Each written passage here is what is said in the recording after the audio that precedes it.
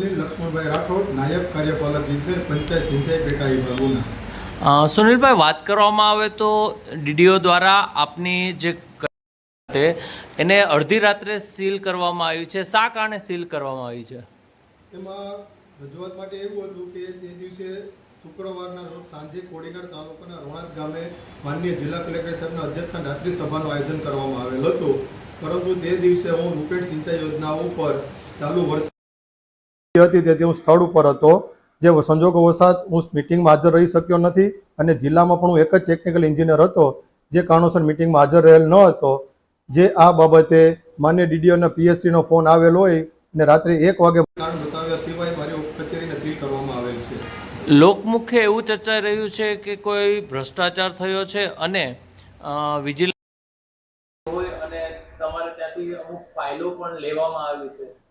એ આ બાબતે કોઈ તપાસ ચાલુ નથી કે ઓફિસમાંથી કોઈ પણ ફાઇલો પણ રેકોર્ડ પણ લઈ જવામાં આવેલ નથી। અન્ય આક્ષેપો પણ થઈ રહ્યા છે કે અગાઉ પણ તમારી પર ભ્રષ્ટાચારના આક્ષેપો હતા।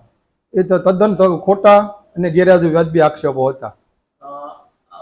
અડધી રાત્રે જે ડીડીઓ દ્વારા તમારી ઓફિસ સીલ કરવી એ કેટલું યોગ્ય કહેશો?